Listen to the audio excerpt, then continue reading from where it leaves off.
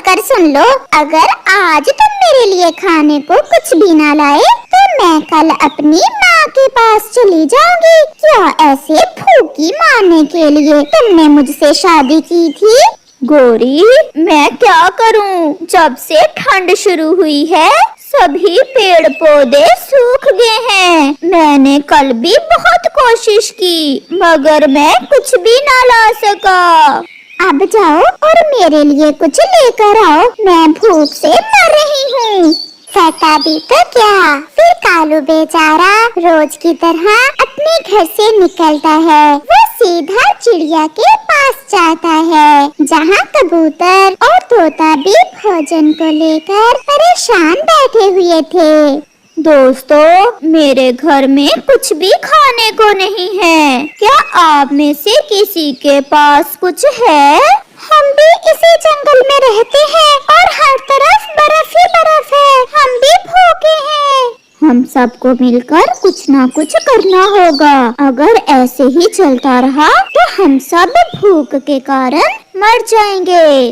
कालू भैया, हम सब मिलकर भोजन की खोज को निकलते हैं। आप पूर्व वाली दिशा में जाएं और हम पश्चिम वाली दिशा में जाते हैं। अगर किसी को भी भोजन मिला तो हम सब उसे आपस में बांट लेंगे। फिर वो सब ऐसा ही करते हैं। कालू कौवा पूर्व वाली दिशा में और बाकी के पक्षी पश्चिम की तरफ चले जाते हैं। कालू कौवा उड़ते उड़ते दूर निकल जाता है और फिर उसे जंगल के उस पार एक पेड़ नजर आता है जो लीमू का पेड़ था, जिस पर पके हुए लीमू लगे हुए थे। कालू ये तो ना जानता था कि ये किस चीज का पेड़ है, मगर उन फलों के रंग से आकर्षित होकर कालू कौवा वहाँ जाता है। ये तो कोई बहुत स्वादिष्ट फल होगा और है भी पका हुआ। भोजन मिल गया। मैं सब पक्षियों को बुला लाता हूँ। मैंने कर लिया। जिंदगी में पहली बार मैंने कोई बड़ा काम कर लिया। फिर कालू कौवा वापस उड़ता है।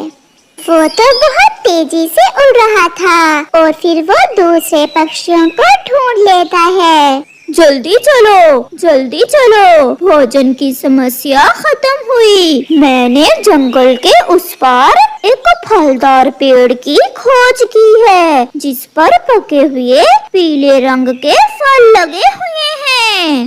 ये सुनकर सब पक्षी बहुत खुश हो जाते हैं। वाह रे कालू, आज तो तुमने पहली बार कोई अच्छा काम किया है। फिर वो सब जल्दी से कालू कौवे के साथ जाते हैं। कालू कौवा दूर से ही अपने दोस्तों से कहता है, वो देखो सामने, देखो कैसा मैं ना कहता था, वो फल पके हुए हैं। फिर वो सब पक्षी उस बड़े पेड़ के पास पहुंच जाते हैं। देखने में तो ये फल बहुत स्वादिष्ट लग रहा है। मैंने पहले तो कभी ये फल नहीं देखा, कहीं ये कोई जहरीला फल ही ना हो। मिठू, एक फल खाकर देखो तो सही, इसका स्वाद कैसा है। ना बाबा ना, मुझे मरने का कोई शौक नहीं है। मैं तो पहले ये फल नहीं खाऊंगा। अगर ये फल जहरीला हुआ तो मैं मर जाऊंगा। किसी ना किसी को तो ये फल खाकर इसका स्वाद देखना ही होगा। वादा करो, अगर मुझे कुछ हो गया तो तुम मुझे बुलबुल के पास दवा लेने ले जाओगे। अगर आप वादा करते हो तो पहले मैं ही ये फल खा लेता हूँ। फिर सब पक्षी कालू कौवे से वादा करते हैं। कालू भैया, आप हम सब में से बड़े हैं। अब ये मुश्किल काम आपको ही करना होगा। हम आपको बचा लेंगे अगर ये फल जहरीला हुआ तो। फिर कालू कौवा डरता डरता उस पेड़ से एक लीमू तोड़कर खाना शुरू करता है।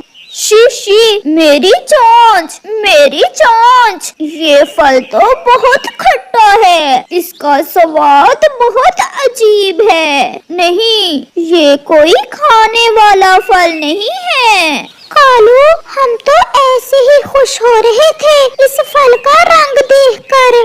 फिर वो सब दोस्त बहुत निराश हो जाते हैं। हम हिम्मत नहीं हारेंगे, मेरे पास एक उपाय है। क्या उपाय है चिड़िया? हम झाड़ियों में जाकर कुछ पौधे जमीन से बाहर निकाल कर देखेंगे। जैसे पेड़ों के ऊपर फल लगते हैं, ऐसे कुछ पौधों के नीचे जमीन में भी खाने को कुछ मिल सकता है, जैसे आलू। और जैसे कोई गाजर भी मिल सकती है हमें। ऐसा सोचकर वो सब जंगल के बाहर झाड़ियों की तरफ चले जाते हैं। वो सब छोटे पौधों को जमीन से निकाल निकाल कर देखते हैं, मगर उन्हें जड़ों के सिवा कुछ भी नहीं मिलता। फिर कालू कौवा एक पौधे को जमीन से निकालता है और चीख कर कहता है, कुछ है, इस पौधे की जड़ों में कुछ है। दूसरे पक्षी भी वहाँ आ जाते हैं। ये क्या चीज है कालू? मैंने पहले तो कभी ऐसी कोई चीज नहीं देखी। ऐसा भी तो हो सकता है कि ये कोई खाने वाली चीज ना हो। तो हम इसे खाकर देख लेते हैं, मगर इस बार मैं नहीं, कोई और खाएगा इस चीज को। मेरी चोंच तो अभी तक वो पीला फल खाकर खट्टी है। ऐसे कोई जहरीला फल खाने से हम मर भी सकते हैं। हम ऐसा करते हैं, ये फल लेकर किसान की पत्नी के पास जाते हैं। उसे जरूर इसके बारे में पता होगा। ये उपाय ठीक है। चलो चिड़िया, हम अभी किसान की पत्नी के पास जाते हैं।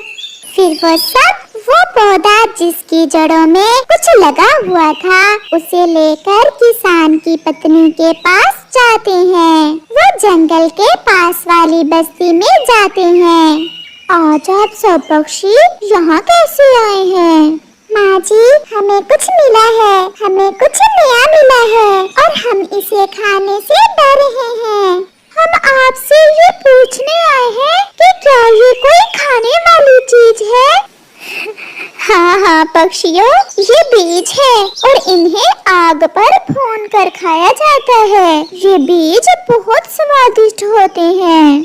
बीज? अगर ये सच है तो फिर हमें भोजन मिल गया, हमें ढेर सारा भोजन मिल गया। इन पौधों के बीज को मूंगफली कहते हैं और हम इंसान तो इसे बहुत शौक से सर्दियों में खाते हैं। माँ जी, आपका बहुत बहुत धन्यवाद। हमारी मेहनत रंग लाई और हमें भोजन मिल गया। फिर वो सब पक्षी वापस चले जाते हैं। चिड़िया आग जलाती है और एक बड़ी कढ़ाई आग पर रखती है। कौवा वो पौधे जमीन से निकाल निकाल कर लाता है। तोता और कबूतर पौधों की जड़ों से वो बीज तोड़ तोड़ कर कढ़ाई में डाले जाते हैं। चिड़िया उन बीजों को भूनती है। वो सब मिलकर काम करते हैं और ढेर सारी मूंगफली भून लेते हैं। अब सबसे पहले मैं खाकर बताता हूँ कि इसका स्वाद कैसा है। ऐसा कहते हुए कालू एक दाना खा लेता है। नहीं, इसमें कुछ मिला है, जैसे तिनके। मेरे मुंह में तिनके आ रहे हैं। रुको रुको, शायद इसे छील कर खाना होगा। फिर चिड़िया एक मूंगफली के दाने का छिलका उतार कर खाती है। कैसा लगा चिड़िया? ये खाने में कैसा है? स्वादिष्ट। ये बीज बहुत स्वादिष्ट हैं। इन्हें छील कर ही खाना होगा। फिर वो सब बहुत खुश हो जाते हैं और भुनी हुई मूंगफली वो सब आपस में बांट लेते हैं और अपने घरों को चले जाते हैं। मैंने कर लिया गोरी, मैंने कर लिया। देखो तो मैं आज तुम्हारे लिए क्या लाया हूँ। कालू, ये क्या है? मैंने पहले तो ऐसी कोई खाने वाली चीज नहीं देखी। ये क्या उठा लाए हो तुम? फिर कालू अपनी पत्नी के सामने एक मूंगफली खाता है। इसे ऐसे छील कर खाते हैं। अच्छा, मैं भी खाकर देखती हूँ। फिर गौरी मूंगफली खाती है और उसे बहुत स्वादिष्ट लगती है। कालू, ये तो कोई बहुत स्वादिष्ट चीज है। हमारे जंगल में ऐसे बहुत से पौधे हैं। अब ठंड के मौसम में हमें भोजन की कोई चिंता नहीं होगी। ऐसे वो सब पक्षी अपने लिए नया भोजन ढूंढकर बहुत खुश थे। प्यारे दोस्तों, आप में से मूंगफली किस किस को पसंद है, हमें कमेंट करके जरूर बताइए, हमें इंतजार रहेगा। अरे, ये तो कोई दूसरे जंगल का पक्षी दिख रहा है। ये तो घायल भी है, मुझे इसकी मदद करना होगी। गुड़िया ऐसे सोचते हुए उस चिड़े के पास जाती है। वो उसे पानी पिलाती है और उसके सर पर पट्टी बांध देती है। मैं पानी पीने के लिए यहाँ रुका था कि पेड़ की डाल टूटकर मेरे ऊपर गिर गई। मैंने आपके पट्टी बांध दी है, आप चिंता न करें, आप बहुत जल्द ठीक हो जाएंगे। क्या आप इसी जंगल में रहती हैं? बहुत सुंदर हैं आप। मुझे पता है, मैं बहुत सुंदर हूँ। मेरी मम्मा भी ऐसा कहती है। मैं भी अकेला ही रहता हूँ। मेरा पक्का लकड़ियों का घर है। क्या आप मुझसे शादी करेंगी? ये सुनकर गुड़िया शर्मा जाती है। मेरी मम्मा को पता होगा मेरी शादी का, मुझे नहीं पता। ऐसा कहते हुए गुड़िया वहाँ से चली जाती है। ये चिड़िया तो बहुत सुंदर है। ऐसी सुंदर चिड़िया मैंने पहले कभी नहीं देखी। मम्मा, वो घायल था और जब होश में आया तो कहने लगा कि मैं बहुत सुंदर हूँ। मेरी बेटी है ही इतनी सुंदर, तो फिर सुंदर ही कहेंगे सब। आंटी, नदी पर मिली थी वो मुझे, गुड़िया नाम था उसका। अगर आप मेरी शादी उस चिड़िया से करवा दें तो मैं आपको बनारसी साड़ी लेकर दूंगा। मुझे साड़ी का लालच ना दो, मैंने लालच करना छोड़ दिया है। हाँ, अगर तुम्हें वो चिड़िया पसंद है तो मैं आज ही जाकर बात करती हूँ उसकी मम्मा के साथ। आंटी, जैसे भी हो, आपने मेरी शादी करवानी है गुड़िया से।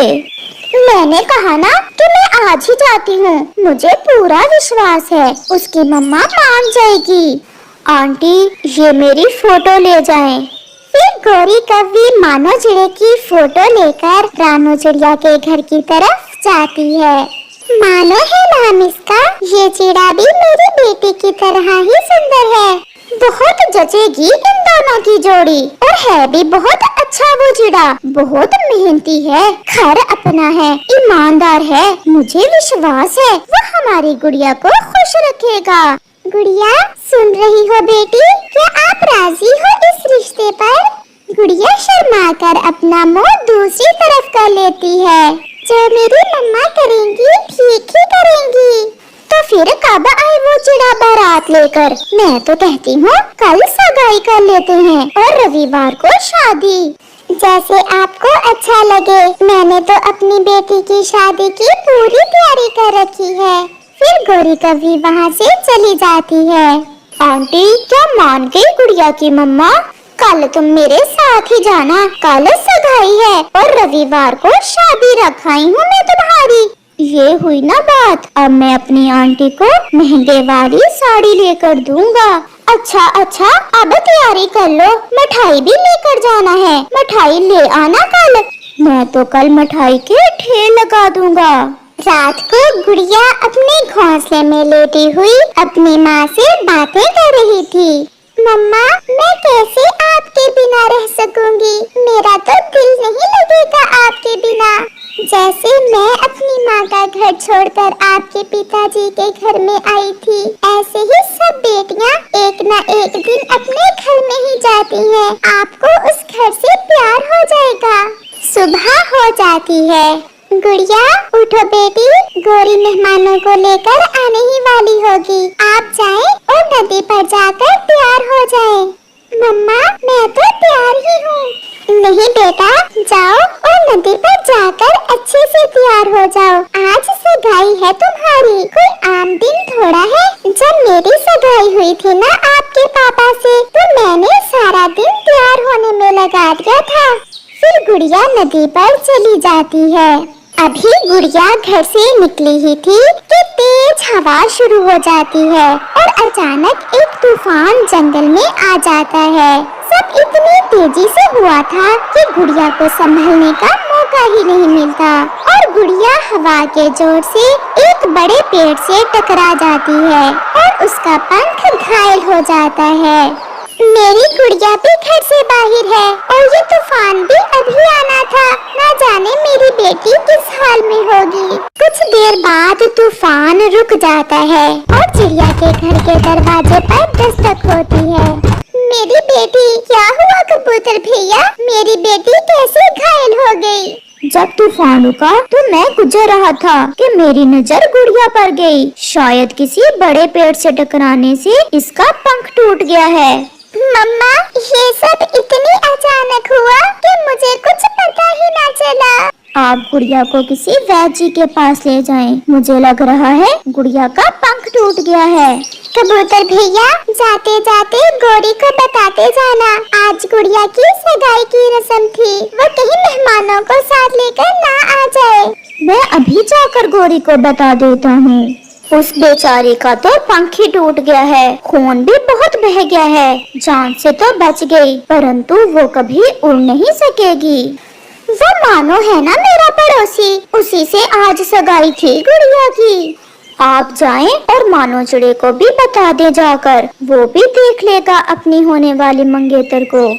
फिर गौरी कव्वी मानो चिड़े के पास जाती है। जल्दी चलो मानो, गुड़िया का पंख टूट गया है। क्या आंटी, ये क्या कह रही हैं आप? मुझे अभी अभी कबूतर बता कर गया है, तुम चलो मेरे साथ। आंटी, अगर गुड़िया का पंख टूट गया है तो मेरा वहाँ क्या काम? हमारी सगाई अभी होनी थी, हुई तो ना थी। अब मेरा क्या संबंध उससे? क्या मतलब? मैं समझी नहीं तुम्हारी बात। मानो आंटी, अब उस लंगड़ी चिड़िया से कौन शादी करेगा? ऐसा कहते हुए मानो वहाँ से चला जाता है। रानो, चुप कर जाओ, शायद ऊपर वाले को यही स्वीकार था। गौरी बहन, क्या मेरे होने वाले दामाद जी को भी बता दिया है गुड़िया की चोट का? कुछ पक्षी अंदर से और बाहर से कुछ और होते हैं। चेहरों से क्या पता चलता है कि पक्षियों के दिल कैसे हैं? गौरी बहन, आप क्या कहना चाहती हैं? मुझे कुछ समझ नहीं आया। मानो अब गुड़िया से शादी नहीं करेगा, उसने मुझे जवाब दे दिया है।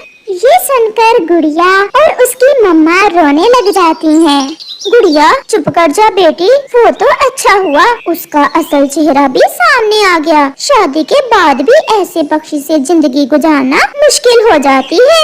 चलो गौरी, गुड़िया को वैद्य के पास लेकर जाना है। वो गुड़िया का पंख देखकर बताएगा कि पंख अब ठीक होगा या नहीं। घबराने की कोई बात नहीं है चिड़िया बहन, गुड़िया के पंख पे चोट आई है, परंतु पंख के अंदर वाली हड्डी बच गई है। कुछ ही दिनों में नए पंख निकल आएंगे और गुड़िया फिर से पहले जैसी हो जाएगी। ये सुनकर गौरी कव्वी और गुड़िया की मम्मा बहुत खुश होती हैं। समय गुजरता गया और फिर कुछ दिनों बाद गुड़िया का पंख ठीक हो जाता है और वो फिर से उड़ने लगती है। गुड़िया को जाते देख मानो चिड़ा हैरान हो जाता है। वो गुड़िया का रास्ता रोक लेता है। गुड़िया, क्या तुम उड़ सकती हो? हाँ, मेरे पंख की हड्डी बच गई थी और बुलबुल आंटी की दवा ने मुझे ठीक कर दिया है। गुड़िया, मैं शर्मिंदा। शर्मिंदा? क्या शर्मिंदा हो तुम? हाँ, मैं बहुत शर्मिंदा हूँ। मैं फिर से तुमसे शादी करना चाहता हूँ। क्या हम शर्मिंदा नहीं हुए जब तुमने मुझे ठुकरा दिया था? जाओ, भाग जाओ यहाँ से। और हाँ, अब हमारे घर ना आना, मुझे नफरत है तुम जैसे खुदगर्ज पक्षियों से। गुड़िया वहाँ से चली जाती है और फिर कुछ दिनों बाद गुड़िया की मम्मा गुड़िया की शादी कर देती है और गुड़िया खुशी खुशी अपना जीवन गुजारती है।